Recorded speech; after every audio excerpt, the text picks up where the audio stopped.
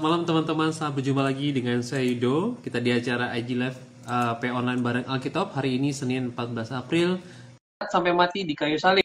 Yang kita mengambil dari Filipi pasal 2 ayat 5 sampai 11. Ya teman-teman, silakan teman-teman buka Alkitabnya di Filipi 2 dan kita nanti akan fokus pada ayat yang 5 sampai 11. Nah, ini bersama saya dengan Kak Roma sudah datang. Selamat malam Kak Roma. Halo, selamat malam Kak Yudo dan seluruh sahabat Sabda yang sudah bergabung. Senang bisa ketemu lagi di minggu kedua April ini.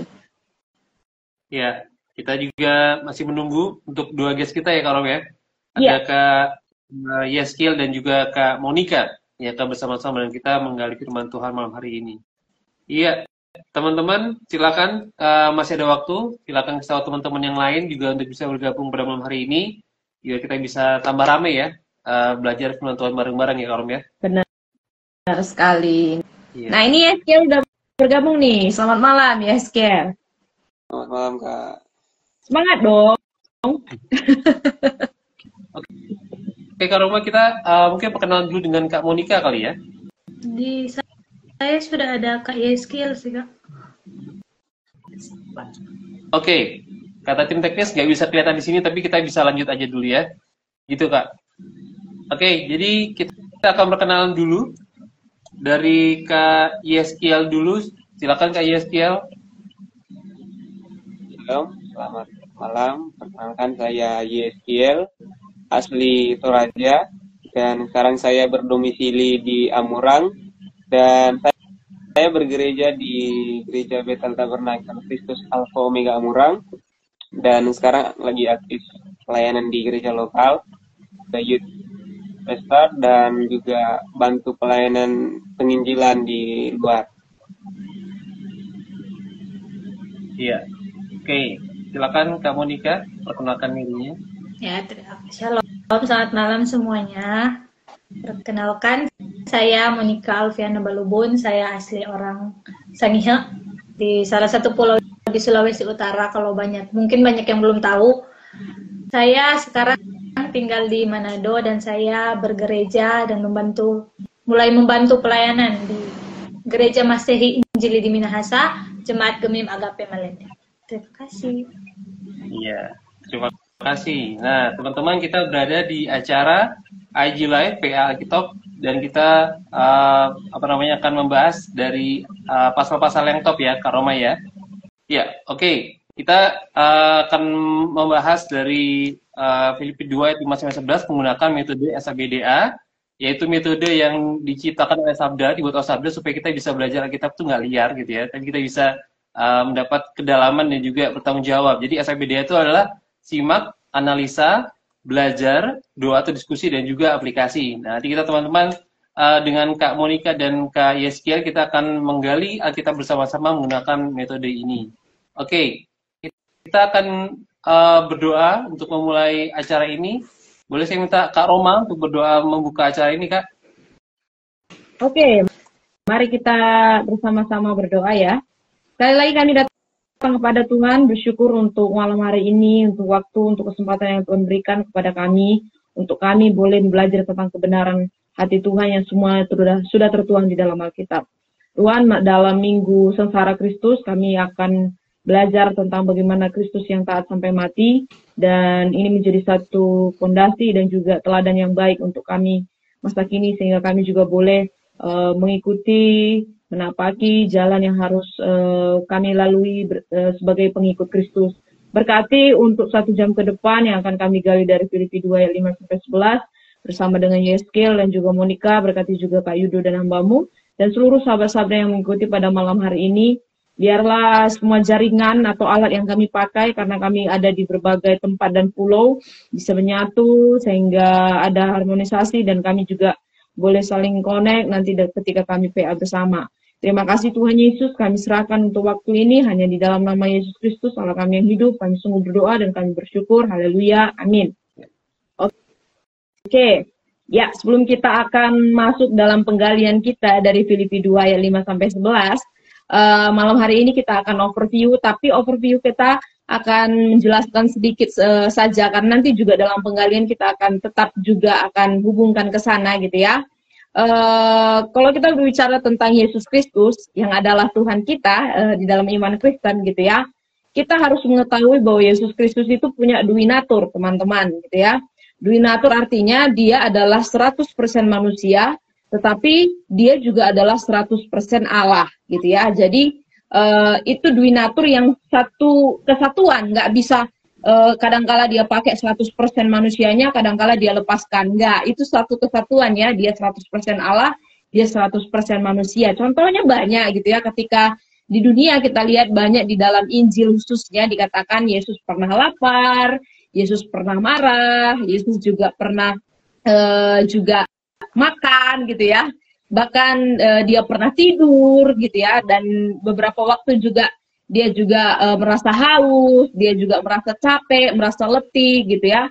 Jadi sifat-sifat manusia seperti kita itu dialami oleh Yesus karena dia adalah manusia sejati, bukan manusia jadi-jadian. Dia itu 100% manusia seperti kita. Secara fisik dia pakai tubuh manusia, dilahirkan sebagai manusia gitu ya. Jadi Injil sudah menekankan betapa Yesus ini adalah manusia sejati, tetapi juga di dalam hal yang sama Yesus adalah sepenuhnya juga Allah gitu ya. Dia Allah karena di dalam Injil bahkan dalam Perjanjian Lama banyak menjelaskan tentang bagaimana Yesus Kristus yang adalah Allah, dia ilahi, dia dikatakan sebagai pencipta, bahkan dia dikatakan adalah Alfa dan Omega. Kenapa juga dikatakan dia Alfa Omega? Karena dia punya kuasa. Dia bukan hanya punya kuasa, tapi dia maha. Maha artinya dia itu segala-galanya yang paling tinggi ya. Dia maha kuasa, dia maha tahu, dia maha adil, maha mulia. Jadi maha-maha itu diberikan semuanya di atas nama pribadi yang ilahi ini, yaitu Yesus Kristus yang adalah Allah. Dan dia layak menerima penyembahan dan layak menerima pujian karena dialah Allah gitu ya, yang sehakikat dengan Allah Bapa dan Roh Kudus, tetapi beda pribadi, yaitu yang kita sebut kadang dalam istilah Tritunggal dan hanya bisa diterima dalam iman Kristen. Jadi Yesus walaupun berinkarnasi menjadi manusia, tetapi dia juga adalah Allah. Dia Allah dan dia adalah manusia. Ya, itu mungkin sedikit gambaran tentang pribadi duinatur dari Yesus Kristus. Mungkin ada tambahan dari Kak Yudo? Iya. Kalau dari bagian yang kita baca, Filipi 2 ini, kita melihat gambaran tentang Yesus Kristus sendiri, seperti yang dibilang oleh Kak Roma tadi ya, bahwa Yesus 100% manusia, tapi 100% juga Allah gitu. Dan kita akan melihat nanti bagaimana ini dijabarkan oleh Paulus kepada orang-orang Filipi gitu. Nah, ini adalah surat yang sangat sangat dalam gitu, mengupas tentang duinatur Kristus Yesus itu. Dan dia sering sebut juga bagian sering sebut sebagai Christ hymn atau nyanyian Kristus gitu, karena sangat dalam menjelaskan tentang kemanusiaan Kristus sekaligus keilahian dia gitu. Nah, dalam bagian ini dia juga Paulus juga memberikan tentang dorongan kepada orang-orang Filipi, orang-orang percaya di Filipi, supaya mereka juga memiliki pemikiran hati dan juga cara hidup yang sama seperti yang dimiliki oleh Yesus Kristus. Nah, itu nanti kita akan kali bersama-sama dengan kedua teman kita, supaya kita bisa melihat juga ya, kita belajar juga bagaimana sih kita bisa memahami ketaatan Yesus untuk tidak hanya turun tapi juga dia mati dan mati di kayu salib. Oke, kita akan mulai dengan membaca dari Filipi pasal 2 ayat 5 sampai 11, nanti ayat yang ke-5 sampai ke-8. Silakan dibaca oleh Kak Monica, sementara ayat 9 sampai yang 11 dibaca oleh Kak Yeskiel. Silakan Kak. Ya, Filipi pasal 2, ayatnya yang ke-5. Hendaklah kamu dalam hidupmu bersama menaruh pikiran dan perasaan yang terdapat juga di dalam Kristus Yesus, yang walaupun dalam rupa Allah, tidak menganggap kesetaraan dengan Allah itu sebagai milik yang harus dipertahankan, melainkan telah mengosongkan dirinya sendiri dan mengambil rupa seorang hamba dan menjadi sama dengan manusia. Dan dalam keadaan sebagai manusia, ia telah merendahkan dirinya dan taat sampai mati, bahkan sampai mati di kayu salib. Ayat 9, itulah sebabnya Allah sangat meninggikan dia dan mengaruniakan kepadanya nama di atas segala nama, supaya dalam nama Yesus bertekuk lutut segala yang ada di langit dan yang ada di atas bumi dan yang ada di bawah bumi, dan segala lidah mengaku Yesus Kristus adalah Tuhan bagi kemuliaan Allah Bapa. Amin. Ya, kita akan belajar setelah kita membaca ada sekitar 7 ayat yang sudah kita baca hari ini ya, dari Filipi 2 ayat 5 sampai 11 dengan perikop judul taat sampai mati di kayu salib bersama dengan Yeskiel dan juga Monica. Nah, kita akan masuk dulu langkah simak teman-teman. Jadi karena langkah simak, teman-teman juga harap bisa simak gitu ya. Teman-teman yang di rumah yang ikut live pada malam hari ini juga simak bersama-sama, dan nanti kalau sembari menyimak apa yang disampaikan oleh guest kita, silakan juga bisa bagikan komentarnya atau mungkin tanggapan atau pertanyaan yang kira-kira membingungkan dari ayat-ayat yang kita gali gitu ya. Nah, kita akan mulai dalam langkah singkat terlebih dahulu. Oke, silakan Kak Yud. Iya, saya ke Kak Monica dulu ya. Iya, pertanyaan pertama di langkah simak ini adalah, menurut Paulus di ayat 5, pikiran dan perasaan siapakah yang harus dimiliki oleh orang percaya? Silakan Kak Monica. Ya, kalau kita lihat di sini tadi sudah dibacakan, kalau di ayat 5 itu pikiran dan perasaan siapa yang harus dimiliki oleh orang percaya. Di situ sudah jelas ya jawabannya teman-teman, bahwa hendaklah kamu dalam hidupmu bersama menaruh pikiran dan perasaan yang terdapat di dalam Kristus Yesus. Jawabannya adalah di dalam Kristus Yesus. Kenapa harus di dalam Kristus Yesus? Atau apa saja pikiran dan perasaan yang ada di dalam Yesus Kristus, yaitu yang rendah hati, yang mengosongkan diri menjadi seorang hamba dan taat kepada Allah. Kalau kita simak dari ayat yang kelima, jawaban di situ sangat jelas, yaitu pikiran dan perasaan seperti Yesus Kristus. Iya, betul sekali. Dan di sini juga menarik, ada istilah yang menarik, Kristus Yesus itu 83 kali dipakai oleh Paulus, atau 83 ayat yang ditulis dalam surat-surat Paulus itu memakai istilah Kristus Yesus, bukan Yesus Kristus seperti yang kita biasa pakai gitu ya. Dan tadi sempat cari juga, kenapa sih Kristus Yesus gitu. Nah, di sini nanti dia menekankan tentang siapa itu Yesus, siapa itu jati diri yang sebenarnya, dan mengapa dia memiliki nama gelar Kristus di depannya ya, kurios itu ya di depannya, sehingga dia menjadi Tuhan dari segala Tuhan. Oke, Kak Roma silakan Kak. Ya. Dari ayat 6 ayat 7 ya. Siapakah Yesus yang sebenarnya? Dan dalam rupa siapakah Yesus datang ke dunia? Silakan dari Yeskiel. Ya, jadi siapakah Yesus yang sebenarnya? Dia adalah Allah itu sendiri yang memiliki hakikat dan kemuliaan Allah. Hakikat Allah itu apa sih? Kalau kita tahu, hakikat itu sendiri berarti inti atau sifat dasar yang membuat sesuatu menjadi dirinya sendiri. Jadi hakikat Allah adalah sifat-sifat dasar yang membuat Allah itu Allah dan tidak dimiliki oleh ciptaan lain. Selanjutnya itu dalam rupa siapakah Yesus datang ke dunia? Nah, dia datang dalam rupa seorang hamba, menjadi sama dengan manusia. Dalam rupa seorang hamba ini berarti Yesus datang bukan sebagai raja dunia, bukan sebagai orang yang penting, tetapi sebagai pelayan. Selanjutnya menjadi sama dengan manusia. Kita lihat bagaimana Yesus benar-benar menjadi manusia dengan tubuh, pikiran, dan perasaan seperti kita. Ia merasakan lapar, haus, sedih, dan marah. Kita bisa lihat di dalam Ibrani pasal yang keempat ayat 15. Namun tidak berbuat dosa. Meskipun tetap Allah, ia menundukkan diri sebagai manusia. Yesus lahir sebagai bayi, tumbuh besar, dan hidup seperti manusia biasa. Sudah? Oke, ya, jadi jelas ya dari ayat 6 dan ayat 7 ini bahwa Yesus sebenarnya Allah gitu ya. Walaupun kalau Paulus pakai kata rupa Allah, kalau diterjemahkan kadang-kadang kita bisa miss artinya ya, seperti, berarti rupa ini kayak seperti, bisa jadi bukan Allah gitu ya, enggak. Tapi kalau dalam bahasa aslinya itu memang adalah sama seperti Allah, setara dengan Allah. Tadi sudah ditambahkan juga kata sehakikat dengan Allah gitu ya. Jadi rupa Allah ini memang dia setara karena memang dia juga adalah Allah gitulah dalam ketritunggalan gitu. Dan kenapa Allah itu datang ke dunia gitu? Dia datang ke dunia bukan sebagai Allah, tetapi sebagai seorang hamba dan sama seperti manusia. Ini dua hal yang berbeda ya. Satu sisi dia hamba, di sisi lain dia juga manusia gitu ya. Udah menjadi manusia itu udah rendah, hamba lebih rendah lagi. Dan itulah ya Yesus Kristus yang harus datang ke dunia ini. Dari tadinya Allah, manusia, hamba gitu ya. Jadi sangat hina sekali sampai seorang dikatakan sebagai seorang hamba gitu. Itu kerendah hatian yang dilakukan oleh Yesus. Ya, silakan Kak Yud. Ya, untuk kamu Nika, dalam rupa manusia, sejauh manakah Yesus menunjukkan ketaatannya kalau kita melihat dari ayat yang ke-8? Silakan. Nah, kalau kita melihat dari ayat yang ke-8, dari kata pertama sampai di kata terakhir itu menarik ya teman-teman.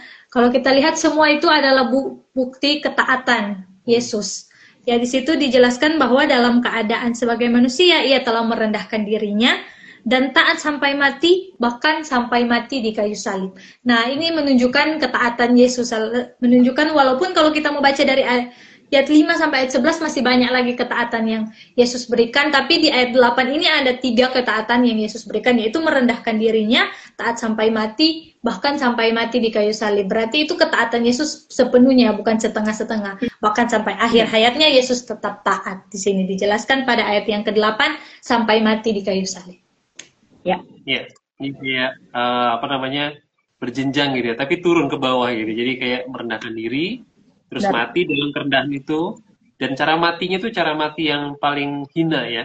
Karena kalau kita kemarin teman-teman ngikutin ya, atau nanti nonton arsipnya Alkitab minggu lalu, kita udah ngebahas bahwa juga orang menyebut salib, nah bukan seperti kita sekarang ini, ketika mereka orang menyebut tentang salib, mereka langsung berpandangan pada satu peristiwa atau satu hukuman paling keji dalam budaya Romawi ya. Jadi mereka tahu apa itu salib, mereka tahu bagaimana memalukan dan juga menyakitkannya salib itu ya.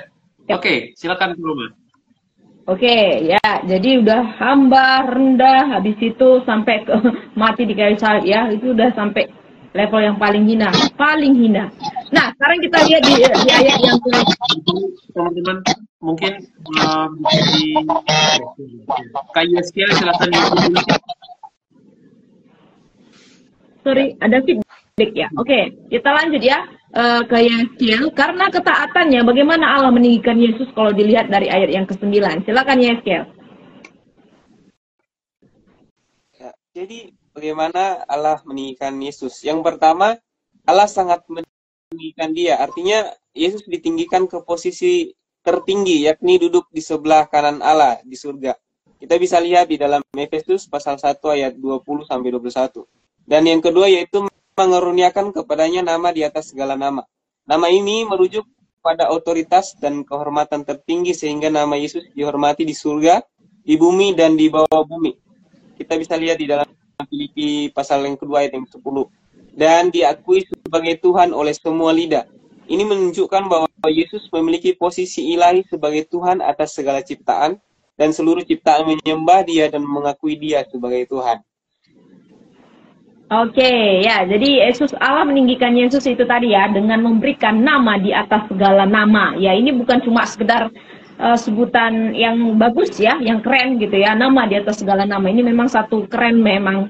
Tapi di sini juga sekaligus memberikan sebuah otoritas, kehormatan, dan itu memang layak hanya dimiliki oleh Allah saja gitu ya. Gelar untuk Tuhan, yaitu Kurios itu sendiri. Nah, ini Ellen menambahkan tadi waktu ketika kita menggali simak, dalam rupa Allah yang menjadi sama dengan manusia ya, tadi kata Allah yang turun ke dunia dalam pribadi Yesus gitu. Oke, silakan Kak Yud. Ya, nambahin dikit, kalau tadi sempat narik kata nama dalam bahasa Ibrani itu onoma gitu, dan itu nggak hanya untuk nama seseorang, nama pribadi, tapi itu kadang-kadang dipakai untuk gelar atau kedudukan gitu. Jadi aku pikir ini kayak dual meaning gitu ya, ada makna tentang nama itu sendiri, tapi juga ada kedudukan atau jabatan atau gelar kepada Yesus itu sendiri gitu. Oke, untuk Monica berikutnya, siapa saja yang akan bertekuk lutut di hadapan Yesus kalau kita melihat dari ayat yang ke-10? Silakan Kak. Kalau kita melihat di ayat yang ke-10 di situ ada dijelaskan 3, yaitu yang ada di langit, yang ada di atas bumi, dan yang ada di bawah bumi. Pasti teman-teman tanya, siapa sih yang ada di atas langit, siapa sih yang ada di atas bumi, dan siapa sih yang ada di bawah bumi? Nah, kalau di sini contohnya yang mungkin banyak diketahui oleh orang-orang, contohnya yang ada di langit itu malaikat dan para penghuni surga. Kalau yang ada di atas bumi itu adalah manusia dan semua ciptaannya. Hewan, tumbuh-tumbuhan, itu semua yang ada di atas bumi. Dan yang kalau ada di bawah bumi adalah, salah satu contohnya adalah roh-roh lain atau iblis. Yang bisa kita lihat di contohnya iblis adalah di Matius 4 ayat 10 waktu percobaan di padang gurun, Yesus bilang bahwa harus bertekuk lutut. Nah, di Matius 4 ayat 10 itu memang betul-betul dijelaskan bahwa yang ada di bawah bumi pun, roh-roh lain, iblis pun harus bertekuk lutut di bawah kaki Yesus. Itu sih, Kak. Betul sekali. Jadi Paulus juga memakai istilah ya yang di zaman itu mereka juga memiliki pandangan tuh kayak dunia tuh dibagi jadi 3 bagian, bahkan mungkin lebih gitu karena ada tingkatan-tingkatannya gitu. Yang pertama yang di atas, makhluk-makhluk di atas, mereka yang deity atau ilahi, kemudian yang di tengah manusia dan makhluk-makhluk lainnya juga. Dan yang di bawah atau Sheol itu dunia orang mati biasa disebutnya, tapi di situ ada roh-roh dan segala macam yang di ayat itu mereka bertekuk lutut gitu ya di hadapan nama Yesus Kristus ini. Oke, silakan kalau untuk selanjutnya. Jadi memang tidak ada yang terkecuali ya, semua di sini dikatakan akan bertekuk lutut di bawah nama di atas segala nama itu tadi.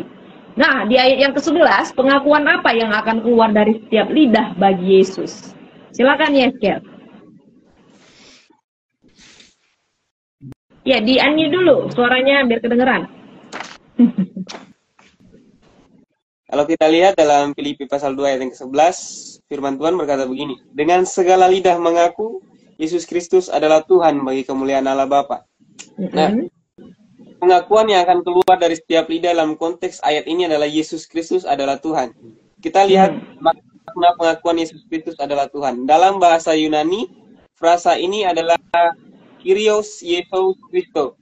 Kata Kyrios yaitu Tuhan dalam konteks perjanjian baru sering digunakan sebagai terjemahan lama dari terjemahan lama sebagai kalau dalam perjanjian lama itu Yahweh, nama Allah dalam perjanjian lama.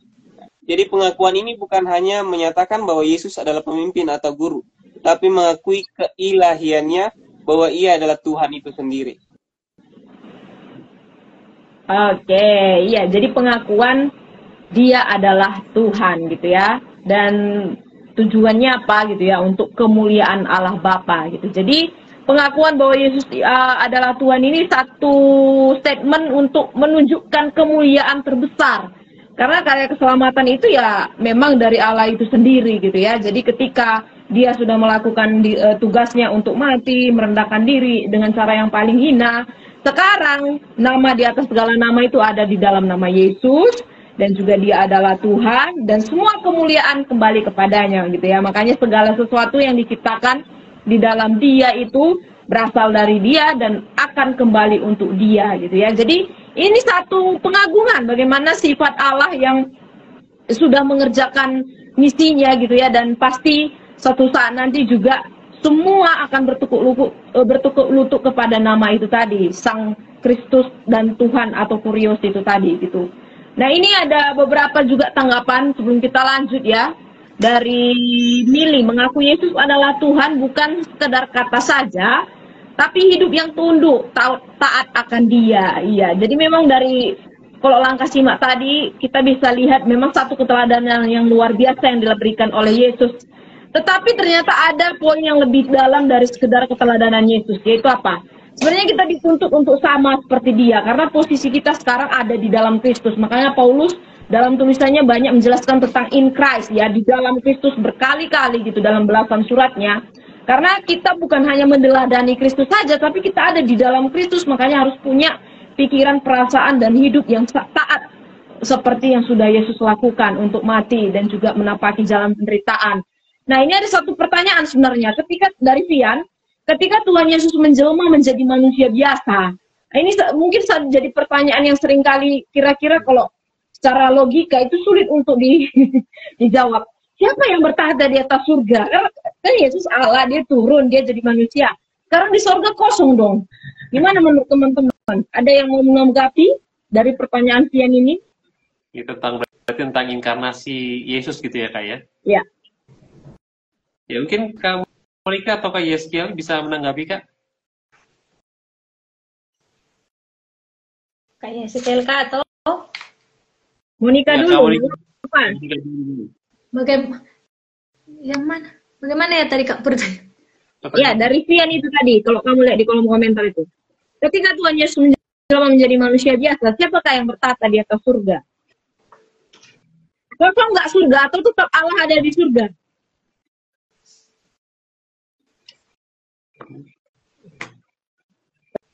Bagaimana, teman-teman? Halo? Bentar ya Kak. Cari. Kita lanjut dulu. Iya, boleh. Boleh lanjut dulu nanti. Iya. Iya, karena ini sebenarnya pertanyaan cukup keluar dari konteks pembahasan kita pada malam hari ini. Tapi kalau bisa dikasih satu kalimat, udah otomatis surga nggak kosong ya. Allah tetap memerintah, Allah tetap berdaulat gitu ya, karena Allah bertahta di atas kerajaannya gitu ya. Meskipun manusia Yesus Kristus harus turun ke dunia berinkarnasi sebagai manusia gitu, bukan berarti surga kosong gitu ya. Karena Allah tetap ada di tahtanya gitu ya. Allah Bapa tetap ada di tahtanya untuk berkuasa dan juga untuk memerintah. Nah, kita akan lanjut di bagian analisa ya. Silakan Kayut. Oke, kita masuk di bagian analisa. Kita akan meneliti lebih dalam dari teks tadi. Untuk Kak Monica, apa artinya Yesus mengosongkan dirinya, mengambil rupa seorang hamba? Silakan Kak.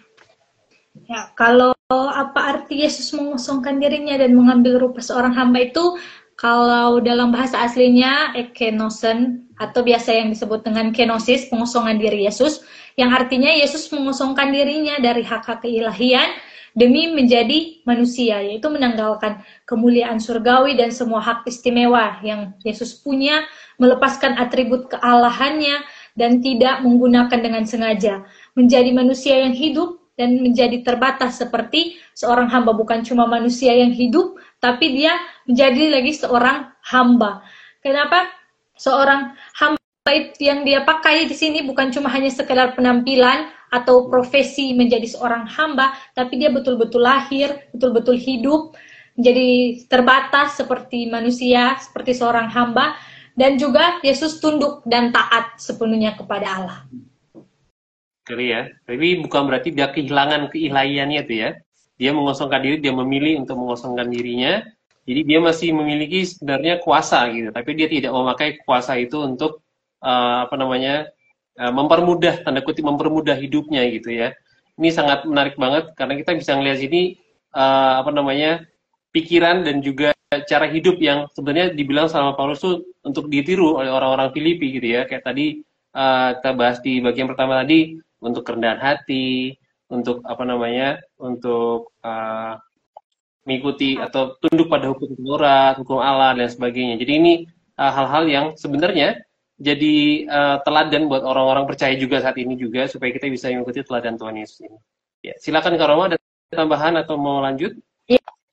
Ya, jadi sebenarnya kalau kita ngomongin tentang kenosis ini dalam banget maknanya ya.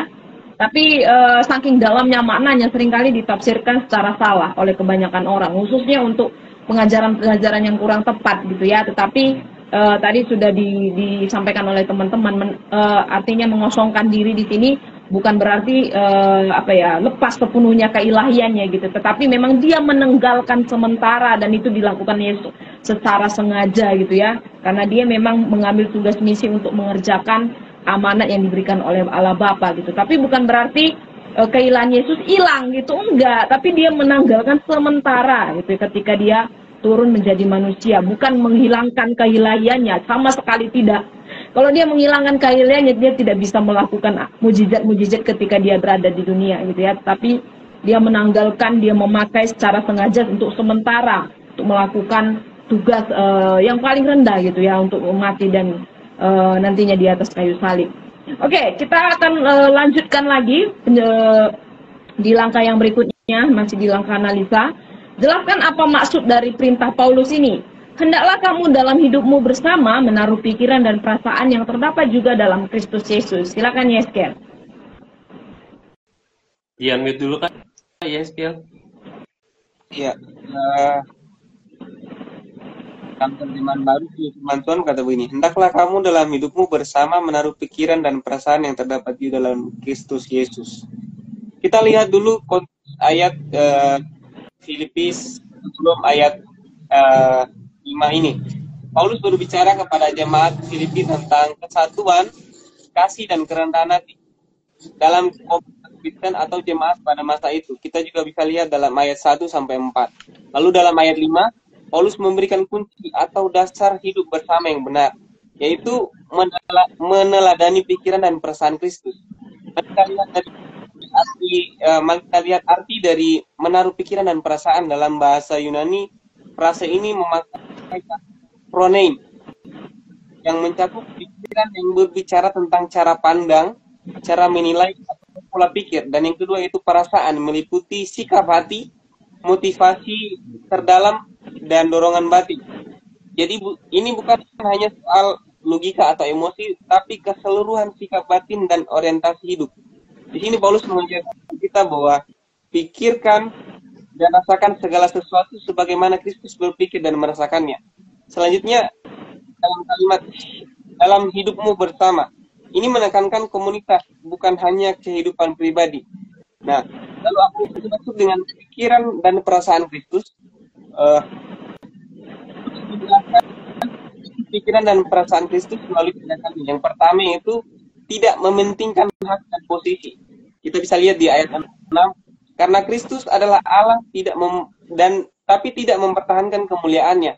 Dan yang kedua itu mengosongkan diri dan menjadi hamba. Ia melepaskan haknya dan menjadi manusia, bahkan menjadi hamba, pelayan.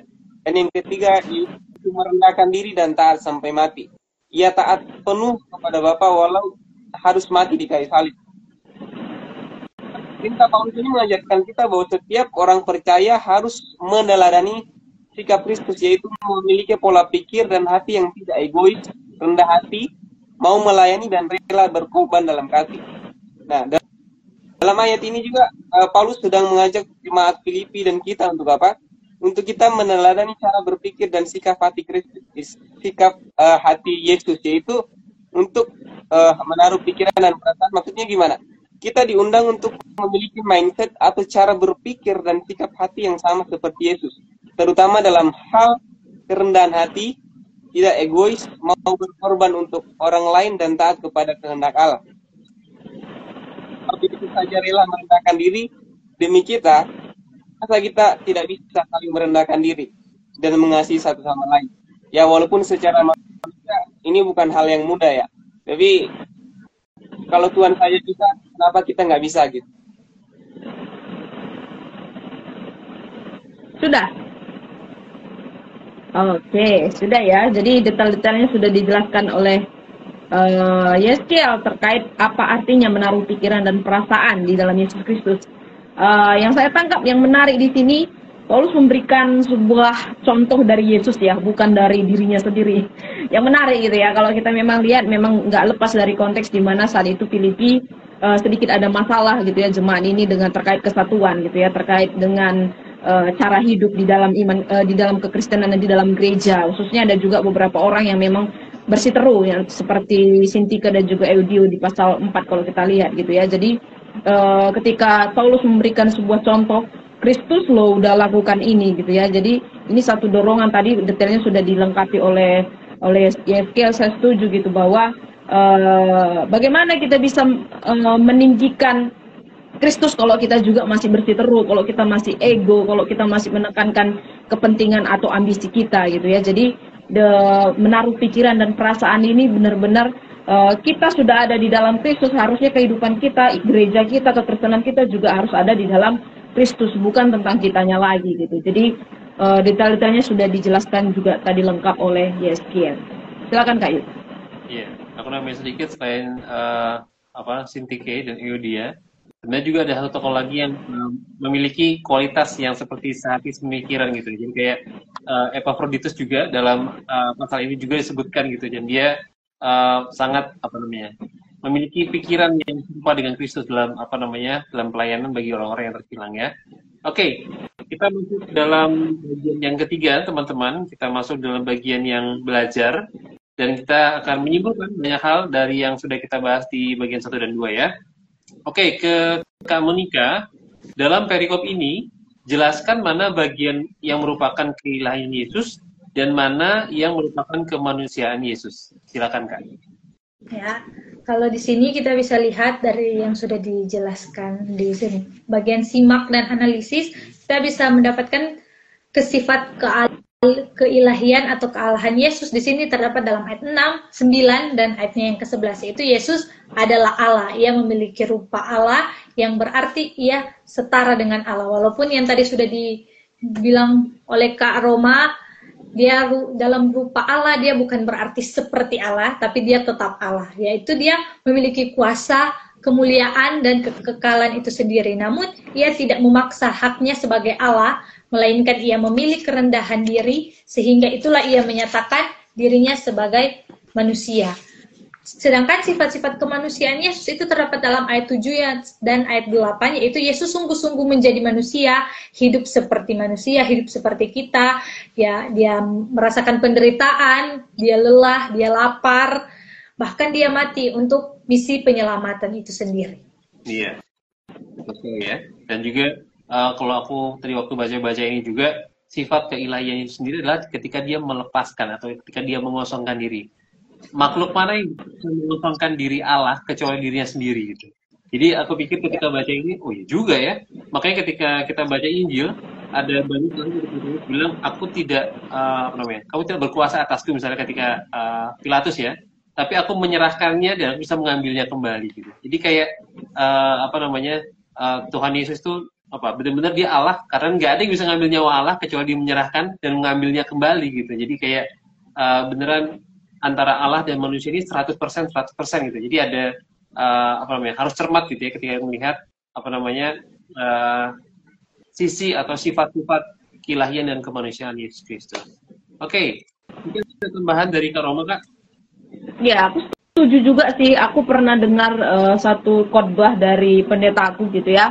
Kalau Yesus bukan Allah, dia nggak bisa jadi manusia gitu. Karena hanya Allah yang bisa jadi manusia. Manusia nggak akan bisa jadi Allah sampai kapanpun, tapi karena Yesus adalah Allah, dia bisa menjadi manusia. Kenapa? Karena tugas penyelamatannya untuk manusia gitu. Kalau misalnya, mohon maaf ya, kalau tugas penyelamatannya mungkin untuk, misalnya untuk hewan gitu ya, mungkin dia akan mengambil rupa untuk hal itu gitu. Tetapi karena tugas penyelamatannya untuk menyelamatkan manusia, misinya, makanya dia merendahkan dirinya untuk menjadi manusia. Dan saya lihat sisi kealahan Yesus di sana gitu ya. Hanya Allah yang bisa jadi manusia, karena manusia nggak akan bisa jadi Allah gitu ya. Dan sifat manusianya juga sudah dijelaskan tadi di ayat, dikatakan dia menjadi sama dengan manusia. Ya, sama artinya di sini bukan jelmaan, bukan jadi-jadian, karena ada juga yang menafsirkan dia manusia jadi-jadian gitu ya. Kadang setengah manusia, kadang setengah dewa gitu. Enggak, dia sepenuhnya manusia. Dia punya tubuh manusia, dia punya perasaan, pengalaman yang sama yang seperti kita rasakan. Hanya yang membuat kita beda dengan Yesus. Kita berdosa, dia tidak berdosa. Itu saja, sisanya sama semua gitu ya. Dengan tubuh fisik manusia yang dipakai dan punya kelemahan juga gitu ya.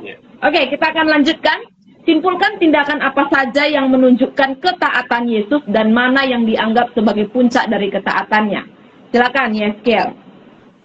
Mari kita lihat bersama tindakan-tindakan yang menunjukkan ketaatan Yesus. Yang pertama, kita bisa lihat di dalam Filipi pasal 2 ayat yang ke-6 sampai 8. Poinnya yaitu tidak mempertahankan kesetaraannya dengan Allah. Ayat 6, tidak menganggap kesetaraan dengan Allah itu sebagai milik yang harus dipertahankan. Yesus taat dengan melepaskan haknya sebagai Allah dan tidak mempertahankan statusnya di surga meskipun ia layak untuk itu. Dan yang kedua yaitu mengosongkan dirinya dan menjadi manusia. Firman Tuhan berkata, melainkan telah mengosongkan dirinya sendiri dan mengambil rupa seorang hamba dan menjadi sama dengan manusia. Ini adalah bentuk ketaatan besar. Yesus rela turun dari kemuliaan surgawi dan menjadi manusia, bahkan sampai menjadi seorang hamba, bukan sebagai raja dunia. Dan yang ketiga itu merendahkan diri dan taat sepenuhnya. Ayat firman Tuhan berkata begini, dan dalam keadaan sebagai manusia ia telah merendahkan dirinya dan taat sampai mati. Ketaatan Yesus ini terus berlanjut. dalam cara hidupnya di mana ia rendah hati, taat kepada kehendak Bapa dan menjalani penderitaan manusia. Kita lihat puncak dari ketaatan Yesus ini adalah bahkan sampai mati di kayu salib. Inilah puncak ketaatan Yesus, taat sampai menyerahkan nyawanya melalui kematian yang paling hina dan menyakitkan, yaitu disalibkan. Dan pada zaman itu salib adalah lambang penghinaan, tetapi Yesus tetap memilih jalan itu demi menyelamatkan umatnya. Amin, gitu ya. Jadi udah lengkap yang dijelaskan oleh Yeskiel ya. Puncak dari segala puncak dari ketaatan Yesus itu tadi salib. Dan makanya kita kenal ada namanya teologi salib. Kita kadang-kala hanya menerima yang enak-enak saja gitu ya. Tapi kalau kita ngomongin salib, enggak dulu, itu sakit sekali, itu menderita sekali gitu ya. Enggak, orang Kristen tuh harus mau terima bahwa puncak ketaatan Yesus itu di atas kayu salib. Dan kalau tadi kita punya perasaan dan pikiran seperti Kristus, ya kita harus menapaki itu gitu ya. Kalau minggu lalu Alkitab itu mengajarkan kita untuk menyangkal diri, mengikut Yesus dan memikul salib.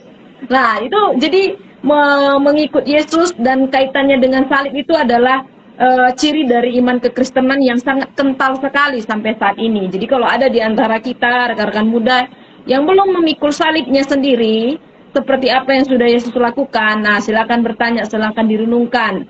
Apakah kita terlalu nyaman dengan kehidupan kita dan akhirnya kita tidak taat seperti Yesus yang sudah menapaki jalan salib yang paling hina saat itu. Kalau kita lihat sejarah sedikit ya, setelah zaman Yesus, salib itu tidak dipakai lagi sampai sekarang. Jadi terakhir ketika Yesus disalib itulah istilahnya orang Romawi memakai cara untuk mengeksekusi orang jahat gitu ya, karena Yesus memang dikatakan orang-orang yang jahat biasanya yang akan dieksekusi disalib. Dan setelah zamannya Yesus itu tidak dipakai lagi sampai sekarang karena itu sangat sakit, sangat hina dan juga sangat memalukan sekali karena dipertontonkan di hadapan banyak orang. Tetapi Yesus lakukan itu dengan satu tujuan, yaitu tadi memenuhi rencana Allah dan juga menyelamatkan kita yang hina dan berdosa ini. Ya, silakan Kak Yud. Iya. Kalau kita, aku namanya dikit aja sih. Kalau tadi kata hamba gitu, berarti ada tuannya kan gitu kan. Dan kadang-kadang tuh, kalau aku selalu mikir tuh, kalau dia hamba, Tuhan berarti Allah Bapa gitu. Tapi kalau kita melihat gitu, cara hidup Yesus, dia juga melayani manusia yang lainnya gitu. Dia menyembuhkan orang lain, dia melayani bahkan kayak menjelang Paskah gitu kan, dia mencuci kaki murid-muridnya, itu juga bentuk tindakan seorang hamba gitu. Dan dia menaruh dirinya di bawah orang-orang yang seharusnya orang-orang berdosa gitu ya. Dan dia menjadi hamba, menjadi pengantar antara mereka dengan Allah gitu, menaruh dirinya di antara permusuhan Allah dengan manusia gitu. Jadi hamba buat mereka juga. Oke, kita masuk ke bagian keempat, yaitu diskusi. Kita akan diskusikan hal-hal yang lebih dalam lagi ya. Dan saya ke Kak Monica dulu. Sebagai Allah yang Maha Kuasa, mungkinkah Yesus menghindari penderitaan di kayu salib dan mengapa? Silakan Kak Monica. Ya, kalau kita pikir secara logika, Yesus jawabannya sangat mungkin. Kenapa Yesus bisa menghindari penderitaan? Karena Yesus adalah Allah.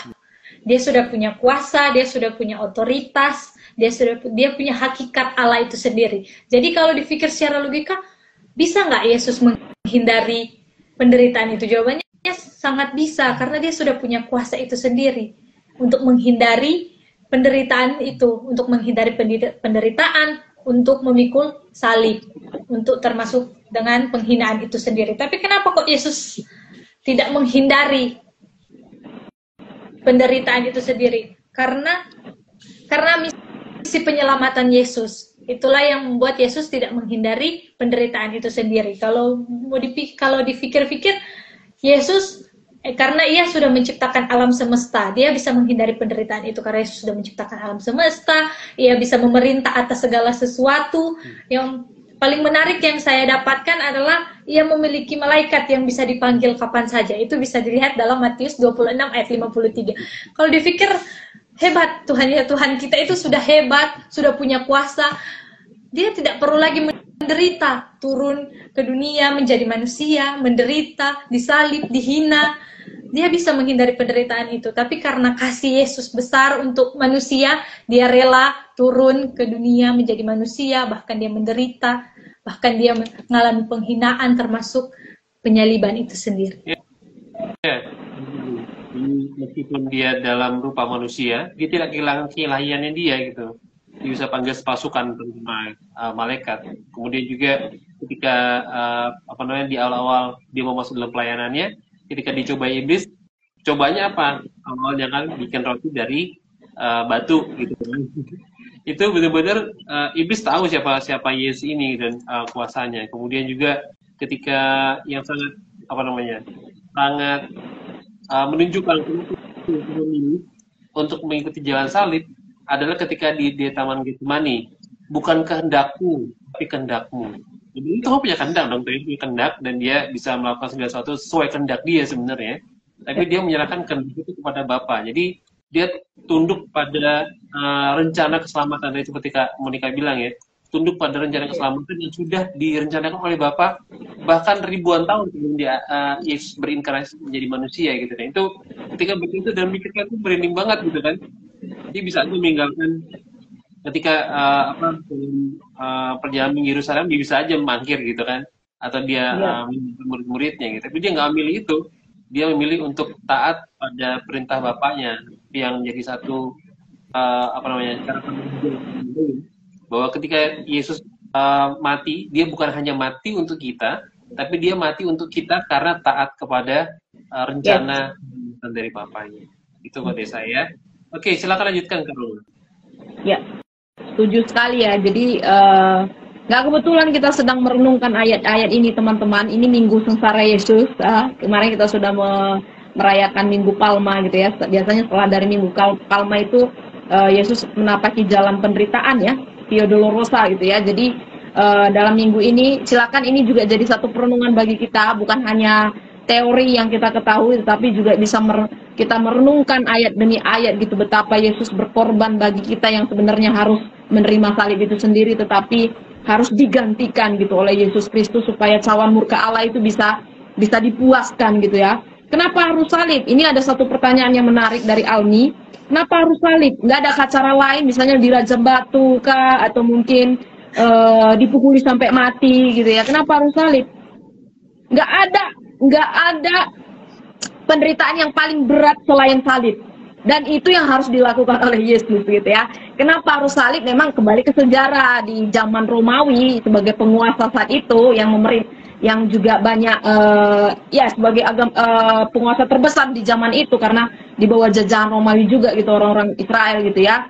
Itu adalah cara yang biasanya dilakukan untuk mengeksekusi orang yang paling jahat, orang yang bersalah. Biasanya dua di antara Yesus yang ada di salib itu adalah orang-orang jahat duanya gitu ya. Memang mereka jahat gitu, tapi Yesus di tengah-tengah tidak melakukan apa, tetapi juga harus menerima jalan itu gitu. Jadi memang harus salib karena satu sisi berkaitan dengan sejarah, sisi lain juga itu adalah jalan yang paling menderita dan itu harus dilakukan. Kalau nggak dengan cara itu, cawan murka Allah itu nggak dipuaskan gitu ya. Allah itu tidak puas gitu, harus darah itu bisa dikorbankan sebagai ganti dari perjanjian lama tadi, darah anak domba itu harus digantikan dengan darah yang tidak berdosa, yang tidak bercacat, yaitu Yesus Kristus. Dengan darahnya yang tercurah di atas kayu salib, Allah tidak murka lagi. Murka Allah selesai. Karena hanya itu yang dapat membuat kita bisa bersatu dengan Allah. Makanya ketika Yesus di atas kayu salib, tabir bait Allah terbelah menjadi dua. Itu artinya kita dengan Allah selesai gitu ya. Yang selama ini tidak bisa menyatu, tetapi kita dengan Allah sekarang sudah ada jalannya gitu. Itu semua karena Kristus teman-teman, dan bersyukur gitu ya karena pengorbanan Kristus kepada kita di kayu salib. Nah ini dari Mili juga menanggapi terkait pertanyaan tadi. Sebenarnya bisa Yesus mengelak, bisa aja kan. Simsalabim dia punya kuasa, bisa dia lakukan, tapi dikatakan dia taat ya. Ini seperti yang Kak Yuda juga jelaskan, karena kasih dan ketaatannya pada rencana Bapa, ia rela menderita salib bukan tanda karena dia lemah, tetapi ini adalah ketaatan dan kemenangan kasih. Haleluya, amin. Oke, kita akan lanjutkan bagaimana teladan Yesus yang merendahkan dirinya sampai dia taat sampai mati, dapat menginspirasi Anda untuk melayani meskipun harus berkorban. Silakan, Yeskiel. Yesus merendahkan diri salah satu dengan cara melayani tanpa pamrih. Nah, di Filipi pasal 2 ayat 6 sampai 7 menunjukkan bahwa Yesus adalah Allah, tapi ia tidak menuntut haknya, bahkan ia memilih jadi hamba. Dan ia turun ke dunia bukan untuk dilayani, tapi untuk melayani. Kita bisa lihat di dalam Markus pasal yang ke-10 ayat 45. Bagi saya secara pribadi melayani bukan karena menginginkan sebuah posisi, mungkin bukan karena ingin dipuji, mungkin dan tidak sesuai dengan kebenaran firman Tuhan. Dan jangan kita memilih-milih siapa yang mau dilayani, mau miskin, mau kaya, kan ada lagunya itu, mau rupanya seperti apa, mau hidungnya mancung, mau hidungnya pesek, mau dia hitam, mau putih, semuanya harus dilayani. Jangan kita memilih-milih dalam melayani. Dan yang kedua yaitu Yesus taat sampai mati. Artinya setiap melayani mesti harus berkorban. Di Filipi 2 ayat yang 8 kata taat sampai mati, bahkan sampai mati di kayu salib. Artinya ia tidak menyerah saat pelayanannya sulit. Ia di sini yaitu Yesus tetap taat walau harus menanggung penderitaan, hinaan, bahkan kematian. Nah, inspirasinya untuk kita adalah kita melayani bukan hanya saat nyaman atau mudah. Ini bukan hal yang mudah ya. Bagi saya secara pribadi juga bukan satu hal yang mudah. Tetapi Tuhan mengajarkan kita harus tetap melayani. Mau nyaman, mau nggak nyaman, mau sakit, dan sekian sedikit. Sebenarnya saya lagi flu dan sedikit pusing, tapi saya berdoa Tuhan mampukan saya. Sehingga malam ini saya boleh sharing dengan teman-teman. Dan puji Tuhan, ya boleh berjalan dengan baik. Dan yang ketiga yaitu buah dari pengorbanan Yesus, kemuliaan dan keselamatan orang lain. Dan itu di ayat yang ke-9 dan 11 menunjukkan bahwa karena kerendahan dan ketaatannya Yesus ditinggikan dan namanya dimuliakan. Dan melalui salibnya banyak orang diselamatkan. Apa inspirasinya untuk kita? Kita percaya bahwa pengorbanan kita dalam pelayanan, dalam apa yang kita kerjakan, tidak ada yang sia-sia. Dan Tuhan bisa pakai ketaatan kita untuk menyentuh dan menyelamatkan orang lain. Tuhan bisa melihat ketika kita berjalan di dalam ranahnya Tuhan, ketika kita mengenalkan Tuhan, ketika kita hidup taat kepada Tuhan. Mungkin kita nggak harus ngomong, mungkin kita nggak harus menyampaikan firman, tapi dari kehidupan kita, orang lain bisa terberkati dengan adanya kita di situ. Nah, dan pada akhirnya Tuhanlah yang akan meninggikan dan memuliakan kita pada waktunya. Yesus melayani sampai habis-habisan karena kasih dan ketaatan. Itu jadi sebuah teladan bagi kita untuk melayani dengan rendah hati, rela berkorban dan tetap setia. Karena melayani itu bukan soal kita, tapi tentang Kristus dan orang lain. Oke, sudah? Iya, terima kasih untuk sharingnya. Oke, bisa di-mute dulu ya. Oke, memang agak feedback. Ya, tadi sudah dijelaskan oleh Yeskiel ya. Sebenarnya dari malam hari ini yang sudah kita gali langkah demi langkah dari 7 ayat ini ya, ini satu dorongan lagi ya, menginspirasi kita katanya untuk harus berkorban seperti Yesus yang sudah berkorban. Saya ingat lagi ya, banyak jadi ingat ini ketika pendeta saya lagi berkhotbah, dia katakan gini, kalau kita melayani belum sampai berdarah-darah, jangan bermental korban ya. Dia pernah seringkali bilang kepada kami dulu waktu saya masih melayani di Jawa gitu ya. Karena kami sering mengeluh gitu, pelayanan ini kok berat, pelayanan ini kok rasanya capek, kok rasanya kadang nggak ada hasilnya, bahkan udah melayani di sana sini, zong gitu ya, kayaknya nggak juga mendatangkan buah dan lain sebagainya gitu ya ketika kita sharing. Tapi gembala saya terus ingatkan, kalian sudah capek, gimana dengan Kristus gitu ya? Kristus sampai berdarah-darah gitu, kalian udah berdarah-darah belum melayani, kalian sudah cuma keringat aja, mungkin keringat juga enggak gitu ya, mungkin dalam pelayanan kalian juga pakai AC dan lain sebagainya, nyaman, tapi sudah banyak keluhan, sudah banyak di sana sini tidak senang dan tidak rasanya tidak menarik dan lain sebagainya gitu ya. Memang jadi manusia seperti kita sekarang ini memang terlalu banyak kadang yang buat kita maksudnya bersungut-sungut seperti bangsa Israel ya. Aduh Tuhan, capek di sana sini. Aduh aku masih muda, masih banyak yang harus kupikirkan dan lain sebagainya gitu ya. Tapi sekali lagi, teladan Yesus yang sudah sempurna, yang sudah dikerjakan di atas kayu salib ini mengingatkan kita gitu ya. Kita itu belum seberapa gitu ya.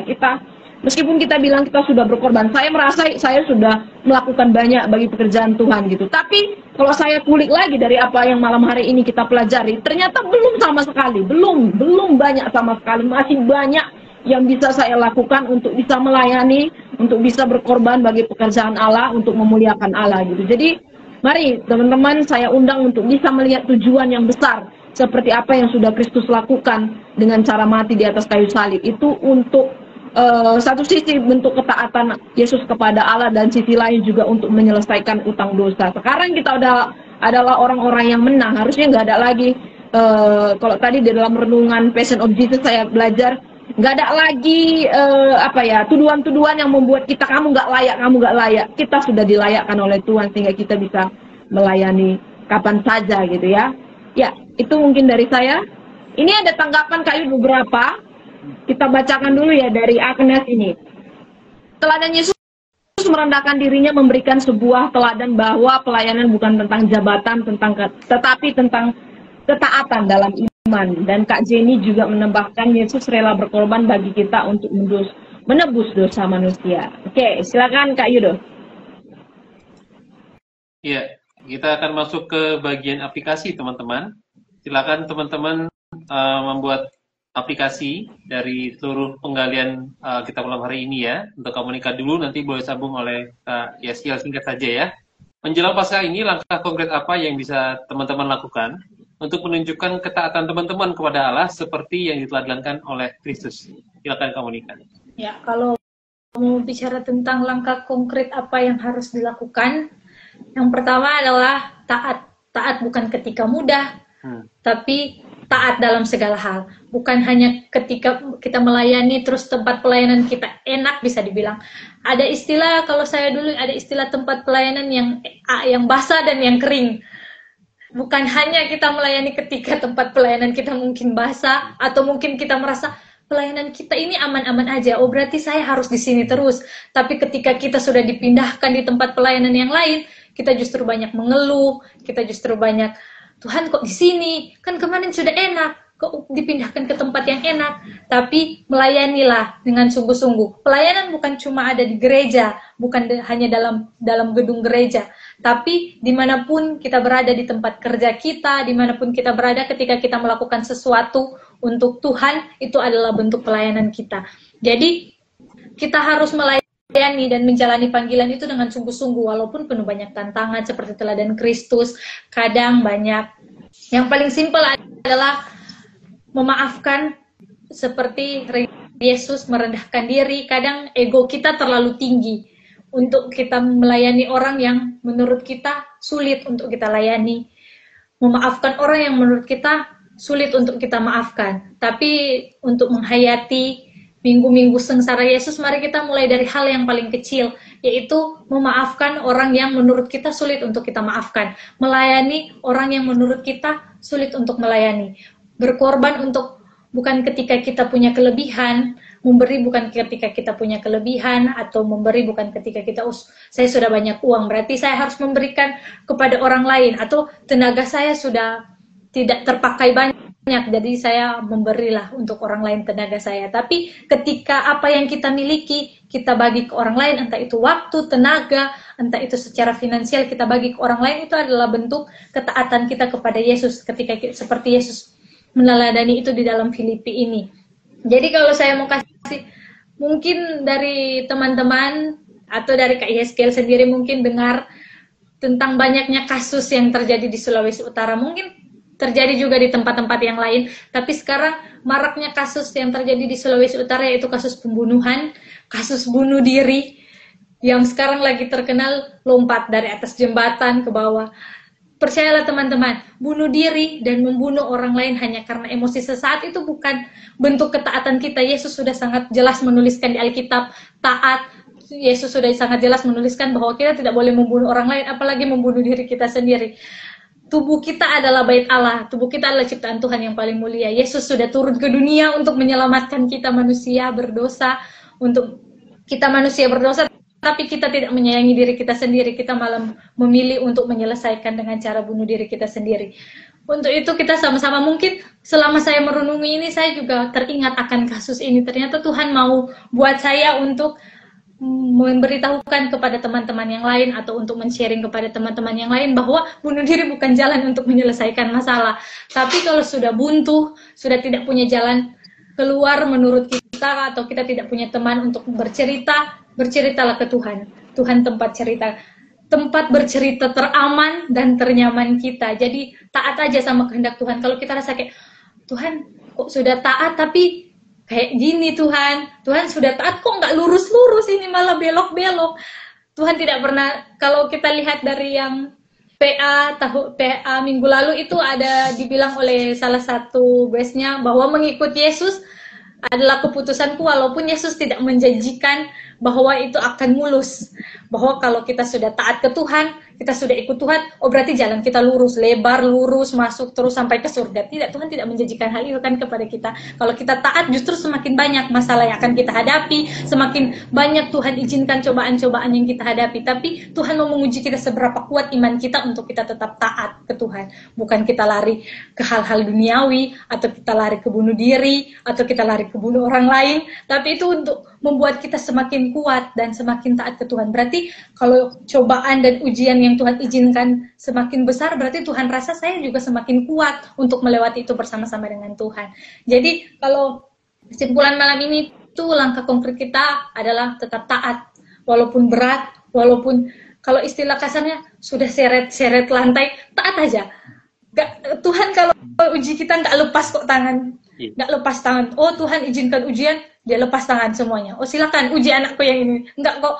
Tapi semakin Tuhan uji kita, maka Tuhan semakin peluk kita erat sekali. Itu juga yang saya alami dalam tim pelayanan saya di beberapa tahun yang lalu.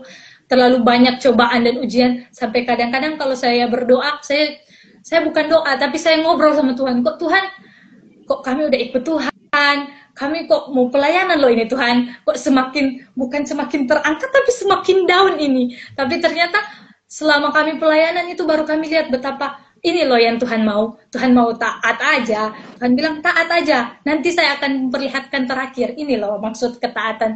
Maksud saya cobai kalian untuk ini. Ketaatan ini yang saya mau tunjukkan ke kalian dan untuk kalian beritakan ke orang lain. Itu sih Kak. Oke. Ya. Terima kasih ya untuk sharingnya, untuk semua yang sudah dibagikan. Kiranya juga tetap bisa dilakukan dengan ketaatan kepada Tuhan. Yes, Kel, silakan bagikan komitmen kamu.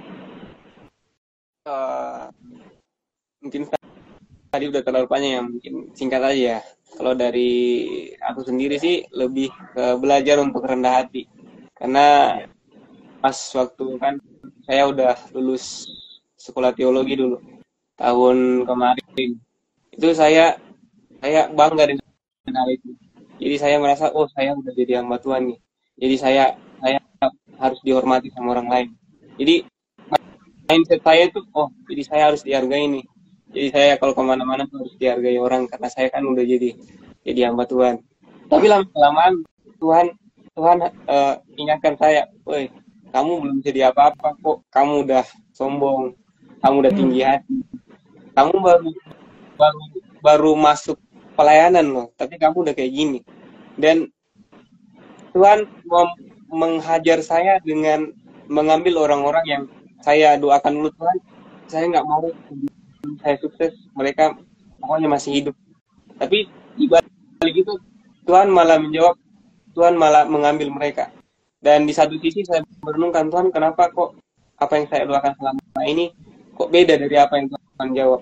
Dan di satu sisi, oh iya, saya merenungkan, oh iya, Tuhan mengajar saya untuk saya belajar rendah hati, untuk saya belajar setia, walaupun ketika masalah datang, ketika pencobaan datang, kalau secara manusia, saya dulu stres, sampai saya kurus. Tapi puji Tuhan sekarang udah mulai naik lagi badannya.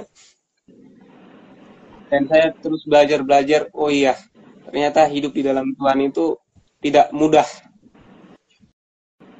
kita harus terus belajar dan juga hidup dalam pertobatan, karena setiap hari pasti ada aja yang buat kita berdosa, karena kan tubuh kita ini kan tubuh dosa. Jadi setiap hari, entah itu pikiran, entah itu dari mulut, entah itu dari apa yang kita lihat, bisa saja membuat kita berdosa. Sehingga itu yang saya dapat belajar rendah hati, dan ya setiap hari harus belajar firman, supaya kalau firmannya masuk, apa yang tidak baik pelan-pelan bisa hilang gitu. Ya, mungkin itu dari saya. Amin. Terima kasih. Kiranya terus taat, rendah hati dalam pelayanan ya, Yeskiel. Ini satu tanggapan dari Kak Jenny, teladan Yesus merendahkan diri memerlukan pengorbanan. Ya, setuju sekali ya. Terima kasih Kak Jenny juga untuk tanggapannya. Dan seluruh teman-teman juga yang sudah menanggapi, sangat terima kasih sekali.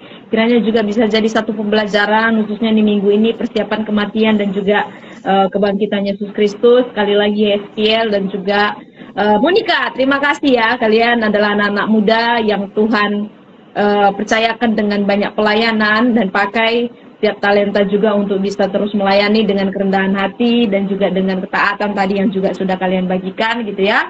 Dan sekali lagi teman-teman di rumah, kiranya kita semua juga belajar bersama-sama malam hari ini seperti judulnya ya, taat sampai mati di kayu salib, dan itu sudah Yesus kerjakan sempurna, tetelestai, selesai gitu ya. Dan dia mengambil hak-hak, melepaskan haknya yang prerogatif itu tadi sebagai Allah untuk berinkarnasi dan mengosongkan dirinya, karena dia tahu itu tugasnya dan dia menyelesaikannya sampai sempurna dengan salib yang begitu hina saat itu. Dan kiranya kita semua juga terus hidup bagi dia dan setia, bahkan taat mengikuti Yesus sampai kita mati. Taat sampai kita mati, bukan taat setengah-tengah, setengah-setengah saja, tetapi sampai mati, sampai Tuhan menjemput kita kembali.